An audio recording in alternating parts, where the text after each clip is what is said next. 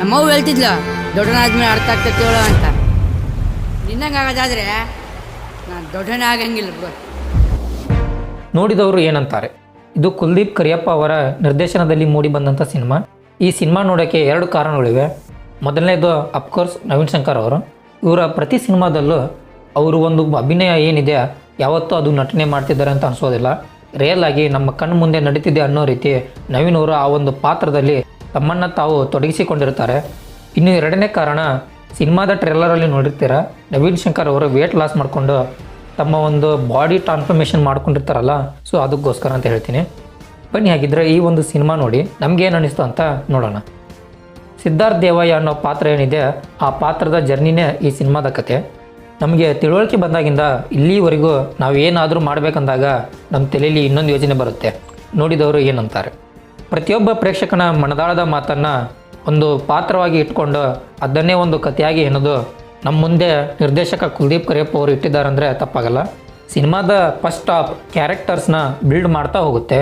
ನೋಡೋರಿಗೆ ಅದು ಸ್ವಲ್ಪ ಸ್ಲೋ ಅನ್ನಿಸ್ಬೋದು, ಆದರೆ ಅದೇ ಸಿನಿಮಾದ ಬೇಸ್ಮೆಂಟ್ ಕ್ರಿಯೇಟ್ ಮಾಡೋಕ್ಕೆ ಸಹಾಯ ಮಾಡುತ್ತೆ. ಇನ್ನು ಸೆಕೆಂಡ್ ಹಾಫ್ ಅಂತೂ ನನಗೆ ತುಂಬ ಇಷ್ಟ ಆಯಿತು. ಅದು ಆದಷ್ಟು ಆ ಒಂದು ಜರ್ನಿಯಲ್ಲಿ ನಿಮ್ಮನ್ನು ಒಂದು ಭಾಗವಾಗಿ ಕರೆದುಕೊಂಡು ಹೋಗುತ್ತೆ ಅಂದರೆ ತಪ್ಪಾಗಲ್ಲ. ಸಿನಿಮಾದ ನಾಯಕ ಸಿದ್ಧಾರ್ಥ್ ಏನಿದ್ದಾನೆ, ಒಂದು ಹುಡುಗಿ ಜೊತೆ ಕಮಿಟ್ ಆಗಿರೋ ಹುಡುಗ, ಮುಂದೆ ಬ್ರೇಕಪ್ ಆಗುತ್ತೆ.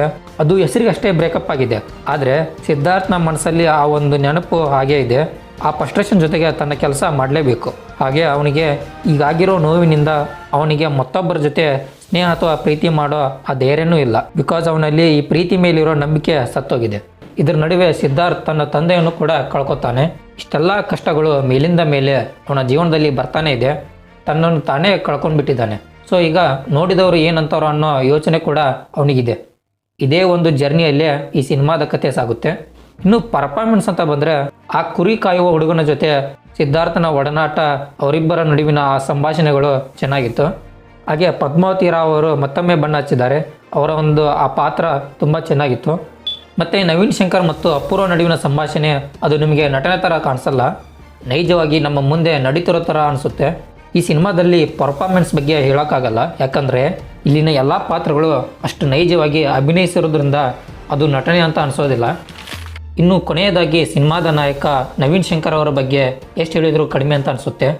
ಸಿನಿಮಾದಿಂದ ಸಿನಿಮಾಗೆ ನವೀನ್ ಶಂಕರ್ ಅವರು ತಮ್ಮ ಅಭಿನಯದಿಂದ ಎಲ್ಲರನ್ನೂ ಡಾಮಿನೇಟ್ ಮಾಡ್ತಾರಂದರೆ ತಪ್ಪಾಗಲ್ಲ. ಅಷ್ಟು ನೈಜವಾಗಿ ಅಭಿನಯಿಸೋ ಕಲಾವಿದರಲ್ಲಿ ನವೀನ್ ಶಂಕರ್ ಅವರು ಸ್ವಲ್ಪ ಜಾಸ್ತಿನೇ ನಮ್ಮನ್ನು ಕಾಡ್ತಾರಂದರೆ ತಪ್ಪಾಗಲ್ಲ. ಈ ಮಾತನ್ನು ಒಂದು ಸಿನಿಮಾದಿಂದ ಹೇಳೋಕ್ಕಾಗಲ್ಲ.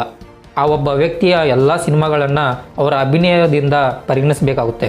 ನವೀನ್ ಶಂಕರ್ ಅವರ ಸಿನಿಮಾ ನೋಡಿದಾಗ ಅನ್ನಿಸೋದೇನೆಂದರೆ, ಅವರು ಮಾಡೋ ಪಾತ್ರಗಳು ಬರೀ ಪಾತ್ರಗಳಾಗಿ ಕಾಣಿಸಲ್ಲ, ಅದು ನಮ್ಮ ನೈಜ ಬದುಕಿನ ಭಾಗವಾಗಿ ಕಾಣಿಸುತ್ತೆ. ಅಷ್ಟು ಡೀಪಾಗಿ ನವೀನ್ ಅವರು ಆ ಪಾತ್ರದಲ್ಲಿ ಜೀವಿಸ್ತಾರಂದರೆ ತಪ್ಪಾಗಲ್ಲ.